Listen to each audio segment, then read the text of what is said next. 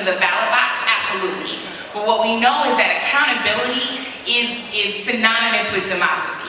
And protest is the oldest form of American accountability, right? If you go back to the Boston Tea Party, which was problematic because they dressed up like our Native brothers and sisters, but if you go all the way back to that example, right, they will show you, right, that the American Revolution, etc., it shows you that protest and refusing to accept the status quo and actually taking to the streets and leveraging this First Amendment that we have in this country is our responsibility, and people have been doing it all over the country. They've been doing it in Baltimore, at UVA, in Ferguson, in New York. My name is Brianna Rogers, and I'm here representing Oakland, California.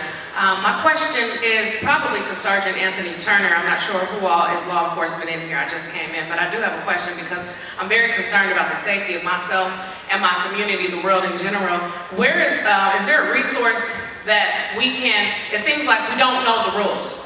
What are the rules that we're supposed to follow? What are the rules that you're supposed to follow? Do you guys make that accessible to the public? Is that information transparent?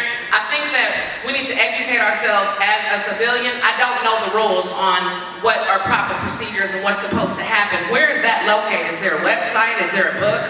You know, if you will, a constitution to the police law force or something, because it seems like we don't know, and I need to know, me personally, where I can go, so I can bring that back to Oakland, members of my community, to say, hey, let's educate ourselves, and here's the rules. And are there rules for every different state? Are there different rules for different rules as far as how to interact with the police, or, you know? So, let me see if I understand you correctly. You're saying, is there like a guidebook to say, on a traffic stop, how to interact with people? On a traffic stop, how to interact. What do I expect from the officer? And what does the officer expect from me? So that I know what's what, who's who. It's too many gray areas. Well, the Houston Police Department, we have general orders. We have like 900, an index of 900, which is maybe about 1,000 pages of general orders. I don't know if it's made public for you all to view, but we have a use of force policy that we have to adhere to. And in that use of force policy, we have to be able to articulate why we use the force that we use, if force. Now in a citizen contact, it's situational. You know, it depends on why I'm stopping you. It depends on where we're at. So, you know, your actions. As far as the citizen's concerned, the best thing I can say is to interact with your police department. You know, go to the community meetings, because believe me, I'm at a lot of community meetings. And you see the same folks at the community meetings that are not the folks that I'm interacting with out in the public. The folks that are here are not the people that you're interacting with when you're out there. But you are the ones complaining about what the police officers are doing wrong. You know, so, and usually it's vicariously. I mean, people have personal experience. I've had personal experience with police officers before I was police. Even as now, when I take out my uniform, I'm a black male. When I put on the uniform, I'm a police officer. So the manual is not accessible to us, is that what you're saying? I'm saying in my police department, I don't know. Now across the states, I don't know what policies they have to get to, but we are held accountable for what we have. Okay, she's from Berkeley, California, so she's speaking specifically about the Berkeley. Really, I'm speaking for all of us. Yeah. We want to know, how do we hold you accountable, Sergeant Anthony? Okay, I don't want to be accountable. Hold on a second. Let me let them answer that. This gentleman right here on the end, because that's one of the questions we had earlier. How do you police the police? How do I police the police? Okay, we asked that earlier. Can you answer that? Go. Yeah, you say you wanted to hear that. First of all, How do we hold each other accountable? first of all, most cities like Baltimore, we have a civilian review board. Our civilian review board accepts cases for misconduct, discourtesy, excessive force. They investigate. They have access to police reports. Our internal affairs office is involved in that. You don't have to go to a police station sometimes to file these complaints. We have a community relations commission. Before I get to filing the complaint, I need to know, you understand what I'm saying? I don't mean to cut anybody off, but everything he just said about Baltimore and the community police board and everything was just a lie. There is no community police board in Baltimore. There is no community policing in Baltimore. There's no civilian review board. There's talk about it, and it's just propaganda, but that's not truthful at all. Thank you for that honesty. What do you have to say? Excuse me, it is a civilian review board in Baltimore. It is a civilian review board. Does the Civilian Review Board have the authority to receive, investigate, discipline, and terminate any, They make recommendations to our police commissioner. who's on the civilian? Okay, hold up. Because who's on the Civilian Hold up, Review young Board? man. I'm just asking because that's, but we don't want these because what we're doing, assistants trying to get answers, and then this is the problem, right? We talking, but break it down, brother. We trying to See, we can't, we trying to bring. but I understand, but it's emotional, because I this know is it a is. space where the truth should be transparent. Listen, young man, I'm black just like you. I've been slammed to the ground myself. But I When I was hold up, I understand what I'm saying. But we need to try to bridge the gap. We're trying to find solutions. We're trying to break. I understand you upset. It's obvious. I just don't want propagandas and lies being spread. Well, you know, That a civilian review board with authority to do anything is in place in Baltimore City Police. And I don't think that the officers here, right? So if officers are really dedicated to truth, then they would have answered the sister's question. Sir, I'm not a member of Baltimore City Police, I'm a member of Baltimore City School Police. So make that clear distinction and not I did say at the very beginning, sir. And also make the distinction that Baltimore City School Police was just taken out of schools. So they really have no authority as well. And if I just may interject, Crystal Williams, Legislative Director for Congresswoman Sheila Jackson Lee, I am responsible for all these distinguished panelists that are here today speaking on behalf of young man, stay here. Don't leave. No, don't leave. Sir, please come back. The reason why I wanted to step to the mic is I want you to know that Major Ham, he's one of the good ones. He's going to give you the answers that you want. I've gone into the communities, I've gone to the schools with him to speak to young people about what they can do and what officers can do to help strengthen these relationships. He is the one you do want to speak to. I understand your frustration, and I understand that it's real, and that is the purpose of this panel discussion. So I do thank you for your question, but I just want you to understand that this is a gentleman that you are going to get some honest answers from. Right, so what happens a lot of times is that we get these black officers sent into black communities, in particular Baltimore, Maryland, where we get pacified and not transparency and truth. So the fact where the officer made the distinction after saying, you know, there's a civilian review board in Baltimore, well, I work for school police. Right, so that's not because it went. But we also have to understand we're trying to keep this, we're about to wrap up, and there is Yeah, but I know, but just only a because we're few wrapping up, minutes. doesn't mean the truth has to be limited. Not at all, not at all. We would love to continue this conversation. Yeah, but the whole thing was just like, let's not spread rhetoric and lies that there's a civilian review board. I- Because that's what we're trying to implement, but it's not in any kind of. Okay, young man, we got you. I want you to stay here. Don't leave, because many times, as young people, we say what we want to say, don't get all the answers, then we leave. I know we have to wrap up. I want you to stay here, because let me tell you something. I'm not a politician. I'm out here on the front lines. I got a son your age. So, and I didn't have a father growing up. So many of us are up here because we trying to bring change, and we're trying to make a difference. Just like you, I'm upset. But I want you to stay here, because we're going to address that, us three. Yes, sir. And we're going to address it like men are supposed to address things. No, but I want to address it. I don't want to address it in private. I want to address it in front of everybody because it was spread in front of everybody. And so everybody will leave the room thinking that there's a civilian review board that has the authority to do anything in Baltimore City, and then they won't go push the legislation to Young make it. brother, I didn't say we hide. I said we have to shut down because the congresswoman is going to come on the screen.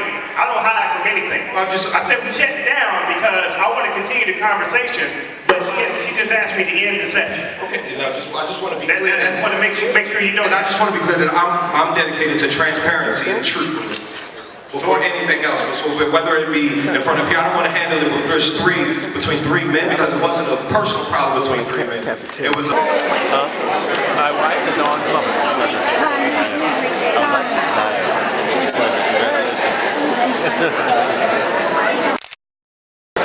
Okay, well, where do you do in the back? No. I'm working for film festival. Oh, wow.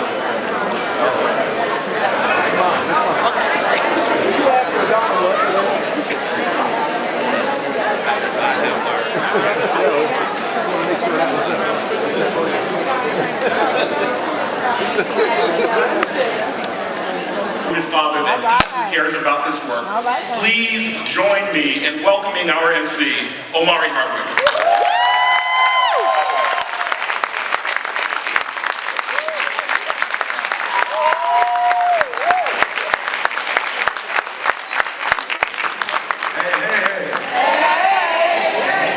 How we doing? I know Michael already asked. Bad to be asked twice. How we doing? How your mama doing? And exclaims, we still not equipped, homie. People look at us and still see phony. It's where his ghost meets his patron saint. But not only. Even if he relates more to Lil Wayne rather than Wayne Gretzky, pulling off the game of life for him is an even greater hat trick. Teachers claim him dyslexic, slow on his basics, but at least he's still testy, edgy, and quick. Debates, people say, well, don't all lives matter? And of course they do. But as many of us here know, and the statistics show in our society, some lives seem to matter more than others. We have in our audience today Lucy Macbeth, the mother of Jordan Davis, who was shot and killed at a gas station in Jacksonville, Florida. Stand up, Lucy.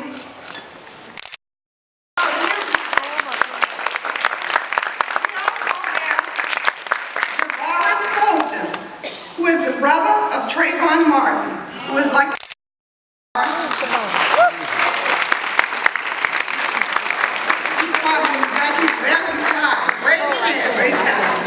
When I was a school principal, I noticed how a certain group of students were referred to my office for fighting and other disruptive behaviors, so often suspension and expulsion. I also 5,000 Role Models of Excellence project. The 5,000 Role Models of Excellence project. By intervening in the lives of at-risk youth. And I will work to enlighten them. To guide them. Give up. We make no excuse. We choose to live honestly, non-violently, and honorably. Respect ourselves, and doing so, respect all people. We have our future, we have our family. We have responsibilities for our families, communities, and world. We are us keepers. We believe in ourselves, we believe in each other. We learn to pray, we believe. You can do anything you want to. So proud of you. A difference. Really, really proud of those guys.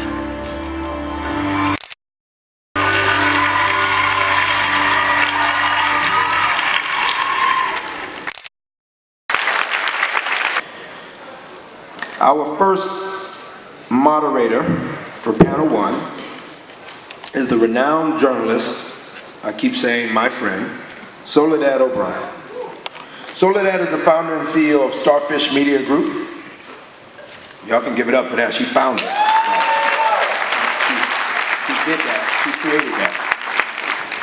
She is an Emmy Award-winning journalist who works with Brian Gumbel. It's always cool to be next to a chick that knows something about sports. She is the host of the National Geographic Bee and Producers Reports, and documentaries for CNN, respectively, Al Jazeera, and NBC. Along with her husband, she created the Soledad O'Brien and Brad Raymond Starfish Foundation to help disadvantaged young women get to and through college. Ladies and gentlemen, the incredibly talented and very in Congress as Chief Democratic Counsel for two House committees. He was VP at AT&T and Bell South. He's been a partner at a large international law firm and the co-founder of a strategic consulting business. It's nice to have you with us today. Thank you. Paul Wilson. He is the Administrative Director of the 5,000 Role Models of Excellence Project. He also works in the Miami-Dade County Public Schools, working as the Administrative Director of School Operations. We'll talk more about that program in just a little bit. Thanks for being with us today. Next to him is Dorothy Stoneman. She created the first Youth Build program in Harlem in 1978. At Youth Build, low-income young people building affordable. Next here is Marissa Lee. Marissa serves as the face, operations lead, and primary fundraiser for the My Brother's Keeper Alliance. She works with key corporate leaders and other partners to make sure that My Brother's Keeper has a long legacy. She's worked in the public sector and government since 2006. Marissa, nice to have you. Dawn Porter is an award-winning film editing award and Tribeca All Access Creative Promise Award. Her other critically acclaimed work includes Spies in Mississippi, now Rise, The Promise of My Brother's Keeper, which you've just seen a clip. Nice to have you, Dawn. Thank you. My name's Davi. I'm from here. Yeah. And I guess I rap or do poetry. See, my parents are intelligent. If you think I'm disrespectful, you got me bent. It's another. No bad.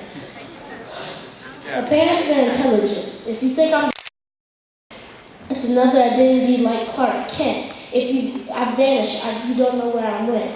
See, I'm ravenous for hunger. I don't do anything. I just walk around and monger on lost souls that I found them in the underworld with no one is. What?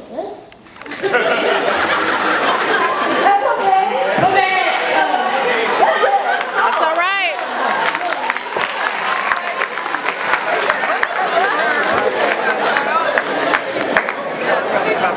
Yeah, I was at school and we were reading this book, so. Are you freestyling? Yeah, pretty much.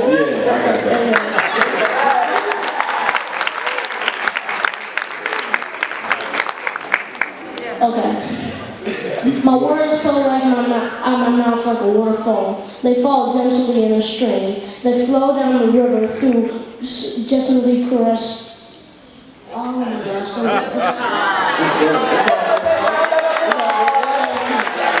Principal lobbyist for the emancipation. He said, and if you were in the education forum, I said this before, it is easier to build strong children than it is to repair broken men. In my congregation, they'd say amen. I'm talking about it as a part of a continuum. And the other thing I want to say is about those of you who are parents of teenage boys. Yes, I was raised, me and my brother, primarily with my mother alone in the horrible streets of Los Angeles, California, during the height of gang violence. And she helped us navigate and negotiate that. Kevin and I got together a long time ago, and we started talking about some of this work that we've been doing for the past 20, 25 years. And we put together a book called The Black in print. And when we put this book together, first it was going to be a public policy piece, right? And then we went from a public policy piece to making a full-scale book. But one thing about putting together the book, we were talking about what are all the different areas that we need to address. So we didn't just say spirituality, we didn't just say economics, we didn't just say patriarchy and hypermasculinity, we didn't just say finance and a variety. We talked about it as holistically as possible, and then we added resources at the end. But one of the things I found out working with these young brothers all the time is, first of all, they need to hear something constructive and positive. I talk to large groups of men, a lot of men and women, but a lot of times when I talk to men, no matter what my subject matter was, one of the first things that happened is an elder person, it happened in Philly last year, it happened in Iowa the year before, it happens all the time. The older person will say, why you ain't talking about them damn sagging pants? I said, have you ever tried to start a relationship with someone when your first comment was to critique and tear them down? I mean, who starts a relationship that way, right? So, first, yeah, you don't want to see his draws, right? We're clear on that. But is there some kind of conversation or way to engage? And what I've learned in my decades of mentoring, you ain't been to a city that you ain't seen my students, right? In the country. Mentoring people all over the United States of America, is that you build an authentic relationship with students, you'll get that response that the congressman was talking about, where they want to please you. I take my students into spaces where they just don't sag, because they come in a place like this and they're like, damn, everybody sagging, this is not the appropriate attire, right? So I don't have to never talk. I never have to talk to them about fashion, because I put them in spaces where they can have another thing. And so one of the things I want to conclude with is this. For those of you who have, especially teenagers, you have to expose them to a variety of things, even if they don't want to go to. Yes. They have to go to museums. Yep. They have to go to the Universal Circus. They have to go to the Bill Pickett Rodeo. They have to go on tours of major buildings because they have to see how things that they use every day work in society, and they can see another way. One of the only reasons why I made it out of the hell of Los Angeles, California is because one particular person, I had one male in my family that was doing something constructive. He worked for CBS News. It's my brother's, my dad's brother. He worked for CBS News. And I was able to go in the summers and watch Connie Chung and Jim Lampley and Tony Hill and all of these broadcasters do something different. And I realized we can do something different other than what the hell we was doing over there on Hoover in Manchester. And so exposure is the key. A physical exposure, not virtual, not just through the past. Nothing wrong with virtual reality. You have to take people to places, and they have to see people doing. You can't tell them about it. They have to physically be in the space, and they have to physically interact with people, and you will see a miraculous change in the behavior of young people. Yes. That we live under, you know, I mean, back to the Black Panther Party, they made it a point to teach people, here's the system that you live under, let's have the courage to name oppression and discrimination, and then here's the things that we can actually do. And that's what's missing from black leadership now, and our black leadership has been reduced to politicians and preachers, and we know it's way more than that, but we've been reduced to politicians and preachers, and everything keeps focusing on, y'all just vote, if y'all just vote, if y'all just vote. And I'm like, you know what, if voting was the solution all by itself, black folks have been free a long time ago, we've been empowered a long time ago, and so I'm saying someone's playing a huge game on us, which is why we keep having these conversations, because we've allowed the conversation to be reduced down to a couple of things, and the solutions have to be holistic. This brother, he's talking about it when he spoke first, like, we talk about how crazy the younger generations are. Well, guess where they're getting it from? Right. You know what I mean? Because as the congressman was talking about, I was thinking about, well, what are even the basic value systems that we have? When sister, the representative from Georgia spoke, and she said everyone should run for office, the first thing that thought came to my head is, absolutely not. No, I wrote it down, sister, because I'm a journalist, so I take notes. But what I'm saying is, we should not do anything if we're not qualified to do something. Because I live in Brooklyn, New York, which has more black elections. I would say